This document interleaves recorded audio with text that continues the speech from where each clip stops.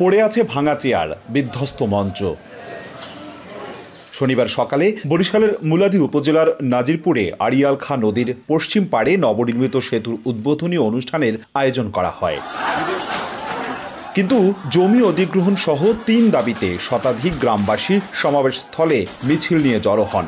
মঞ্চ, চেয়ার, সাউন্ডবক্সে হামলা চালালে সমাবেশ পণ্ড হয়। তাদের অভিযোগ, সেতু নির্মাণের সময় নাজিরপুর রামারপোল সৌহার্দ্য সেতু নাম রাখা হলেও হঠাৎই তা পরিবর্তন করে ৩৬ জুলাই রাখা, জমি অধিগ্রহণের টাকা পরিশোধ না করা এবং সেতু নির্মাণের প্রধান উদ্যোক্তা অর্থ মন্ত্রণালয়ের সাবেক অতিরিক্ত সচিব স্থানীয় মোহাম্মদ ইমদাদুল হক মজনুকে আমন্ত্রণ না জানানোয় তারা বিক্ষুব্ধ হয়েছেন। হঠাৎ করে সৌহার্দ্য সেতুর নাম পরিবর্তন করে সেটা হয়ে গেছে ৩৬ জুলাই। বাড়িঘর গেল, গাছগাছালি গেল, জমা জমি গেল, তবু আমরা টাকা পয়সা পাইতেছি না এখন পর্যন্ত। টাকা খরচা করছি, দৌড়ে যাবো অফিসার টাকা দিয়ে। আমার ঘর ছিল ব্রিজের তলে, আমার ঘর লইয়ে গেছে, আমি থাকি মানুষের বাড়ি। অনুষ্ঠানে ভার্চুয়ালি যুক্ত হয়ে সেতুটির উদ্বোধন করার কথা ছিল স্থানীয় সরকার উপদেষ্টা আসিফ মাহমুদের। তবে তোপের মুখে বরিশালের জেলা প্রশাসক সহ ঊর্ধ্বতনরা সেখানে গেলেও ফিরে যান। মুলাদী উপজেলা নির্বাহী কর্মকর্তা জানান, ঘটনাস্থলে না হলেও বরিশাল শহরে এসে পরে ভার্চুয়ালি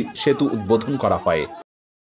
মিনিস্ট্রি থেকে নেম ফলকিক করা হয়েছে। ৭৭ জুলাই ৩৬ সেতু নামে উদ্বোধন হয়েছে অলরেডি। অনলাইনে উপদেষ্টা মহোদয় সংযুক্ত ছিলেন, করা হয়েছে। আমাদের উপদেষ্টা মহোদয় উদ্বোধন করার কথা ছিল, অনলাইনে থাকার কথা ছিল, আর সচিব স্যার আর আমাদের জেলা প্রশাসক স্যার, আর কেউ তো অতিথি ছিল না এখানে। রাজধানী ঢাকার সঙ্গে মুলাদীবাসীর সড়ক পথে সরাসরি যোগাযোগে ২০১৪ সালে বরিশালের আড়িয়াল খাঁ নদীর উপর সেতুর ভিত্তিপ্রস্তর স্থাপন করা হয়। ৭০ কোটি টাকা ব্যয়ে নির্মাণ করা হয় সেতুটি।